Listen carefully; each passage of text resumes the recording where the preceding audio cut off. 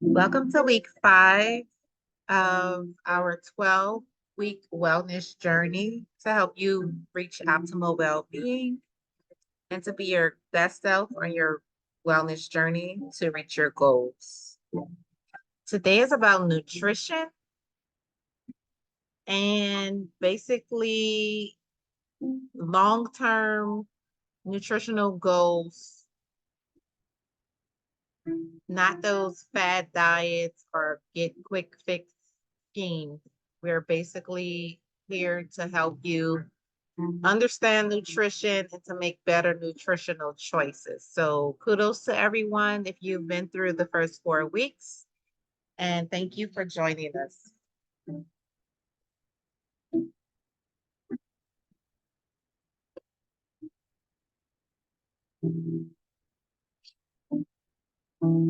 All right, so we're going to talk about what proteins are, carbohydrates, fats, understanding macronutrients, and also the importance of hydration.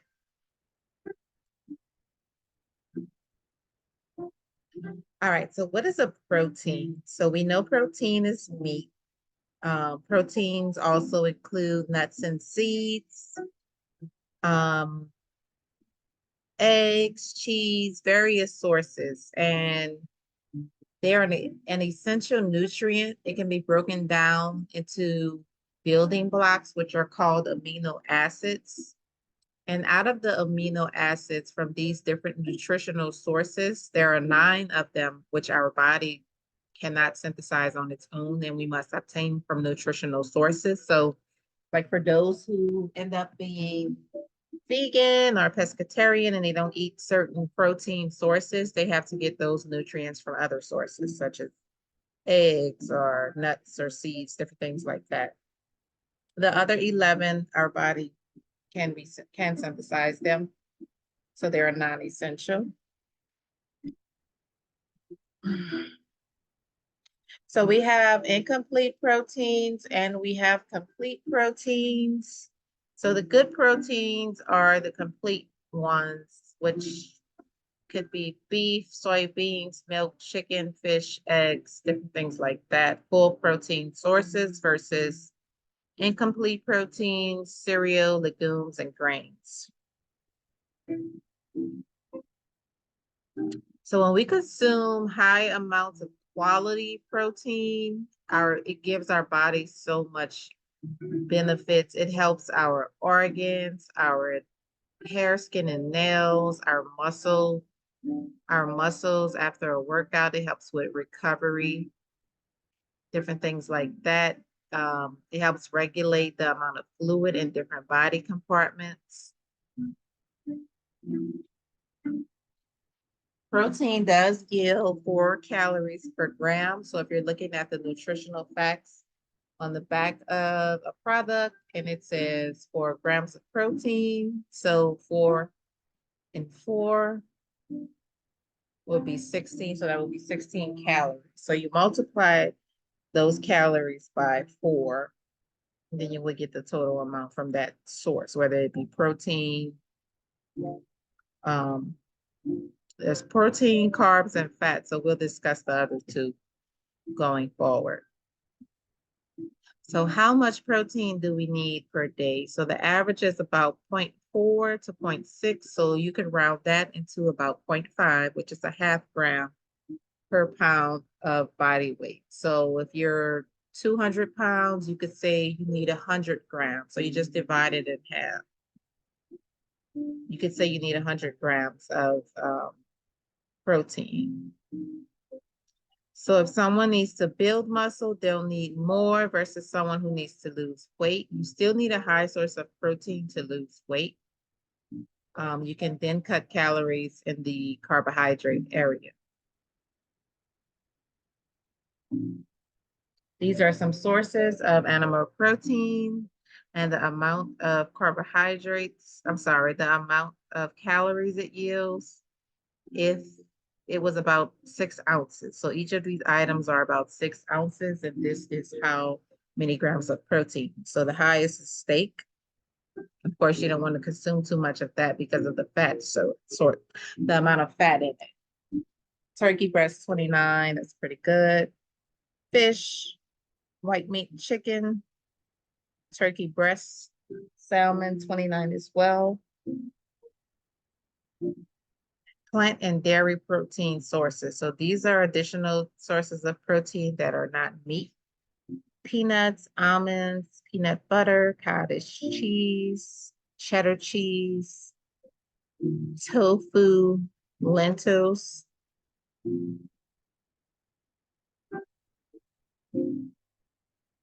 So how would you rate your overall protein intake? And how is your protein intake at breakfast time? What are your favorite protein sources? Do you have any ideas for new protein sources? So there's so many different sources you can try, just like we looked at the quinoa and soybeans, different things like that. Soy milk, if you want to start trying different things, that's something to try to incorporate into your diet. And who knows, you might like it. You could also try different protein sources if you're someone who loves to make smoothies.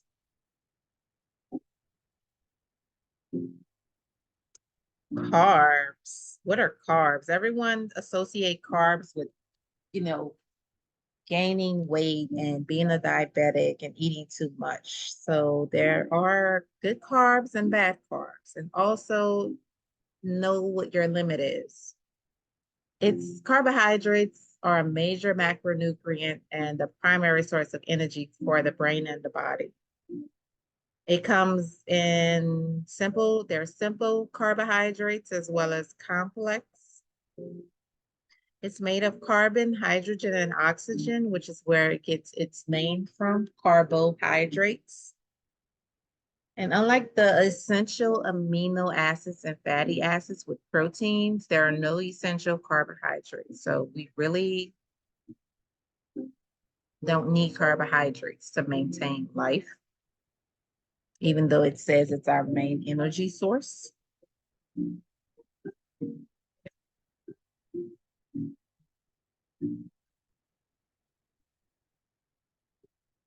Simple carbohydrates, which are not great for us, it gives us a boost of energy and then it drops our energy. So it spikes our blood sugar and then it drops it. It does not sustain our energy or our blood glucose level. This would be things like candy, soda, cereal, sugar, and syrup.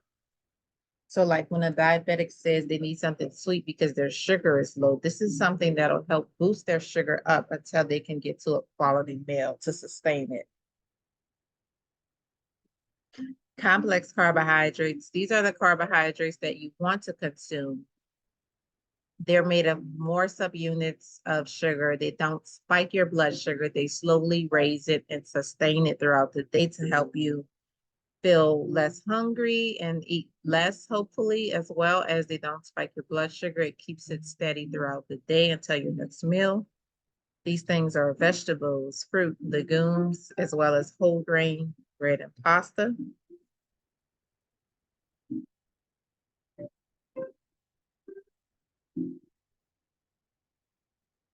All right, so the primary source of energy is carbs.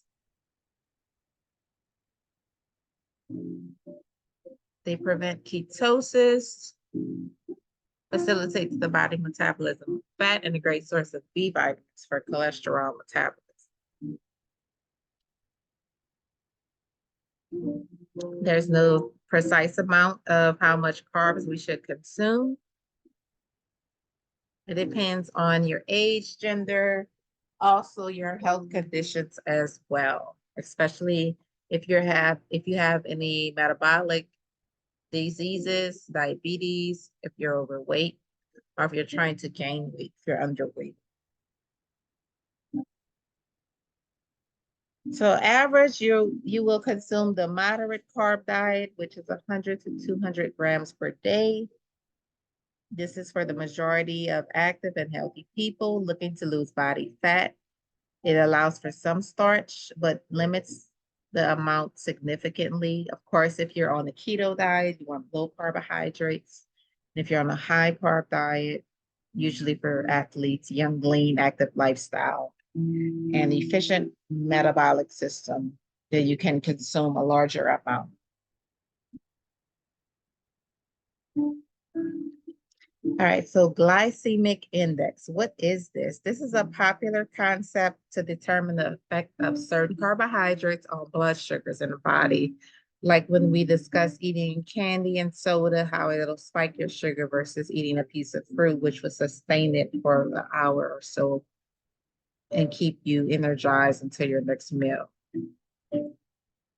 So the glycemic index represents your metabolic response to carbohydrates.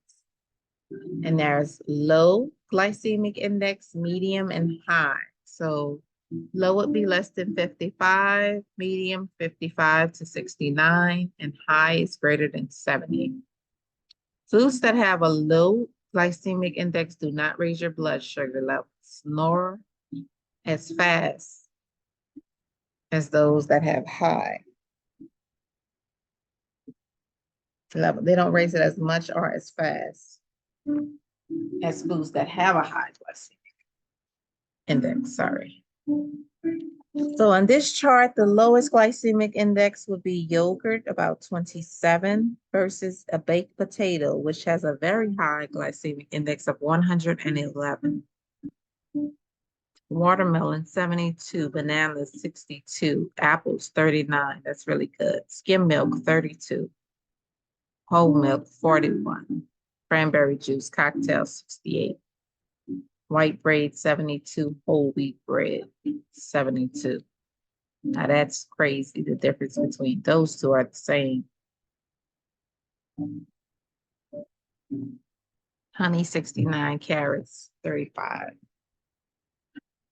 So how would you rate your overall carb intake? How is your carb intake at breakfast? How is it at dinner time? And what are some of your favorite carb sources?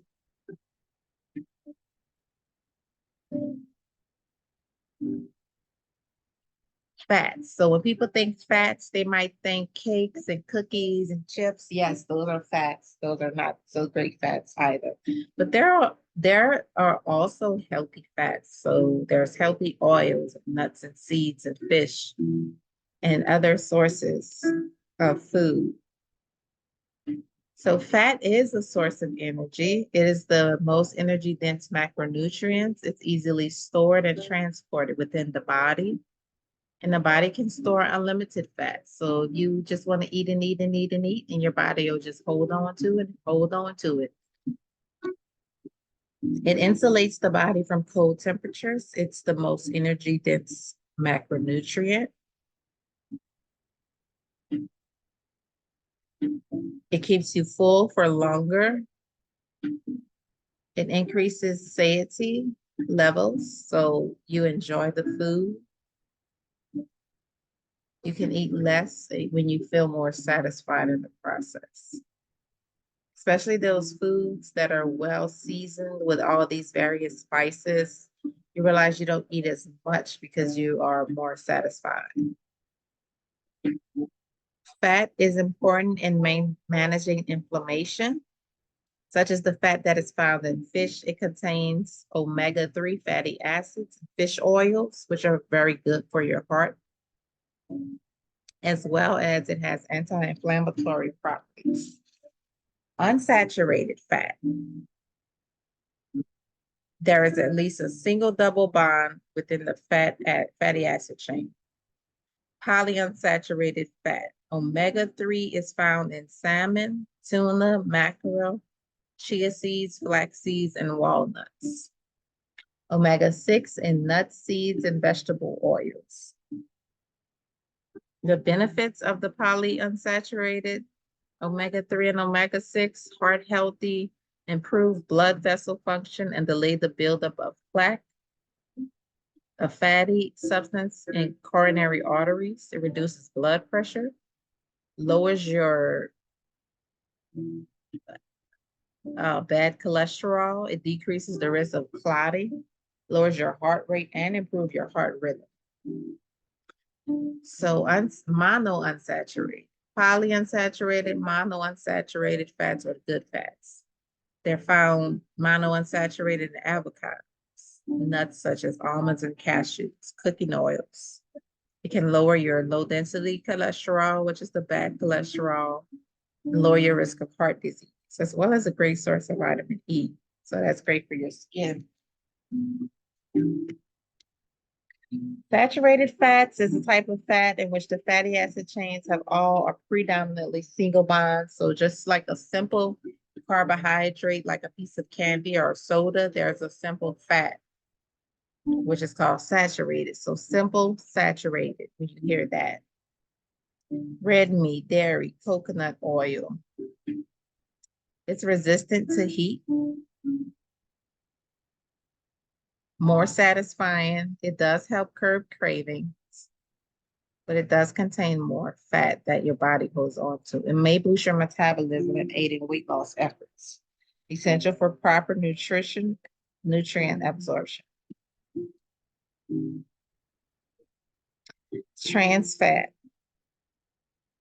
Trans fatty acids are a form of unsaturated fat. They come in both natural and artificial forms. These are found in processed foods, hydrogenated oils such as margarine. It raises your bad cholesterol and it lowers your good cholesterol and increases the risk of heart disease and stroke and high risk of developing type 2 diabetes. So excuse what I said about the saturated fat. I missaid that. So the saturated fat boosts your metabolism, aids in weight loss efforts. So it does have some good sources to it, but you still need to limit this amount of fat, oils from these fats. Trans fat, just think of it's transferring from the food onto your body. You're going to hold on to it. So a healthy intake. The individual seeking balanced macronutrient diet, 30% of the daily calories should come from a healthy fat. 10% from monounsaturated, 10% from polyunsaturated, the other 10 from saturated fat. Hydrogenated fat should be avoided. So if you're on a 2,500 kilocalorie diet, that would be about 83 grams of fat per day. Usually if you download like MyFitnessPal or one of those MyPlate or one of those apps and you document the things you eat, it'll calculate everything for you. Or you can follow different meal plans if you're interested in those types of things. So how would you rate your overall fat intake? How is your fat intake at breakfast time? What are your favorite fat sources? And do you have any ideas of healthy fats that could be used or added to your diet if needed? All right, so now that we went through the carbs, the fats, and the proteins, understanding macronutrients is very important. We need these in large quantities for normal growth and development. So we will discuss some common questions as well as misconceptions related to macronutrients. All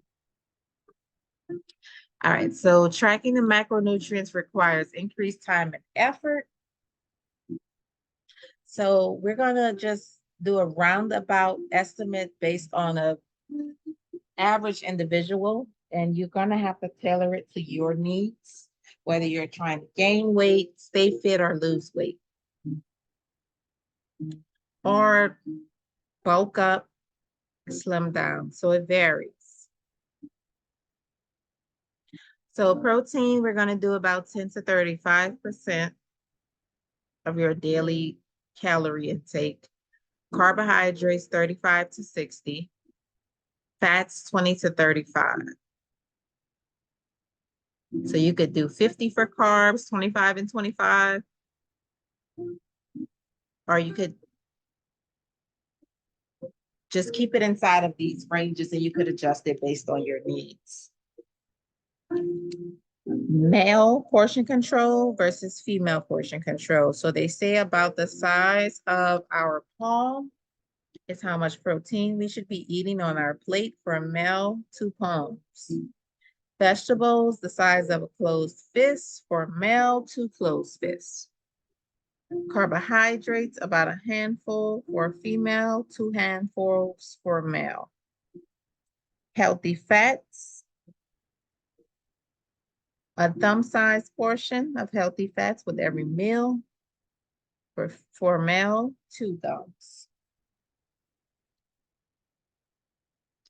It takes our body longer to digest protein, so it does help us feel full longer.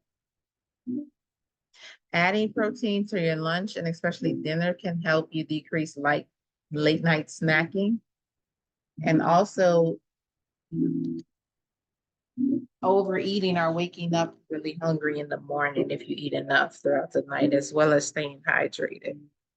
Some breakfast ideas could be smoked salmon, boiled or scrambled egg, protein shake or smoothie, including fat in your diet.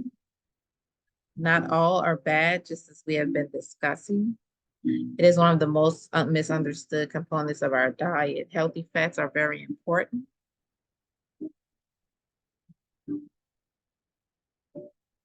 Including fat increases fullness and decreases hunger after meals. So eating like nuts and seeds, different things like that. The 3 best sources for fat are salmon, avocado, nuts, and oils. Fat is the source of vitamin A, D, and E, as well as omega-3 and 6. It has been proven that dietary cholesterol, such as that from fat, does not affect cholesterol levels in the blood. So eating healthy oils increases our good cholesterol and decreases our bad cholesterol. Carbs has a bad rep as well. There are good carbs and bad carbs, just like fats. We refer to added sugars that are things that are added during processing. We refer to added sugars as sugars or calorie sweeteners. This does not include the natural sugars that are found in fruit and dairy. So that's different. So we're going to actually take some time to discuss sugars in depth. In addition to limiting added sugar, it is important to limit refined pasta and grains as much as possible as well. Fiber. Along with proteins and fats, fiber will help increase fullness and help manage your appetite. The great thing about fiber is that it is not digestible by our body. It sounds really crazy. Even though it has calories associated with it, it will not contribute to any weight gain as all other calories will. So fiber, you should have about 25 grams a day. Some examples are fruits and vegetables, especially the green leafy vegetables, avocados, raspberries, peas, and broccoli, chia seeds, oats, and popcorn. Fiber helps control your blood sugar levels. It lowers our blood cholesterol.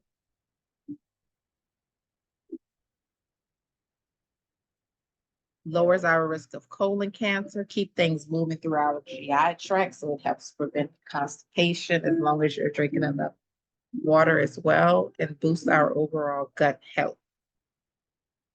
So the big picture, track your macronutrients. It's not a requirement, but just be aware of the general ratio that you're eating. So for some individuals, if you don't want to do all that tracking, the My Plate helps just by you looking at and making sure you're including all of the nutrients on your plate. Try to avoid simple pastas and grains, or if you're going to eat it, just have a really small portion. Try to have some protein at breakfast time. That'll help you feel full longer to keep you satisfied until lunch. So how would you rate your macro ratios? Do you feel that you need to make any changes to your breakfast? And have you struggled to incorporate healthy fats in your diet? Do you tend to have issues with hunger and cravings during the day? So the macronutrients ratios are just the percentages of protein, carbohydrates, and fats that you consume.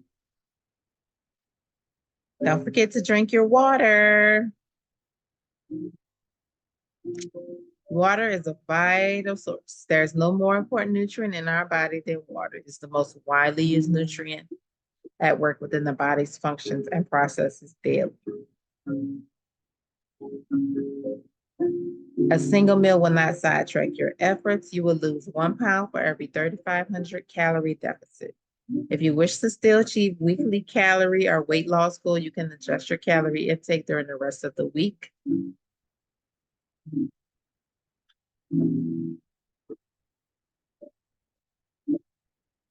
Or a little more exercise can help keep you in a calorie deficit.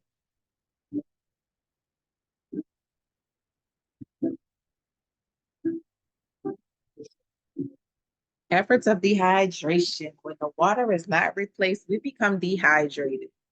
1% dehydration, we become thirsty with reduced concentration. 5%, we become hot and tired with decreased performance. 10%, delirium and blurred vision. 20% may result in death. The function of water. Water, it reduces constipation. It transports nutrients throughout the body. It helps maintain components of body fluids, maintain our pH and our electrolytes, help maintain normal body temperature, reduces kidney stones, may reduce your risk of cancer, as well as participates in many chemical reactions and ensures that we have adequate blood volume in our body. It leaves your body through several sources, through sweating and perspiration. It's recommended water consumption for adults to be about 0.05 ounces of water for each calorie. Basically, I tell people about half your body weight in ounces is sufficient.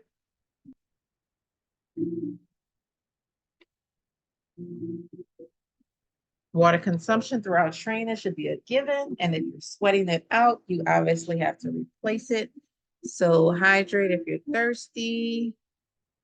You can stop if you're not thirsty anymore during high heat, and exercise. Make sure you drink enough to replenish your fluids. Water helps with weight loss. It helps with hunger cravings. It decreases calories if you're replacing sugary drinks.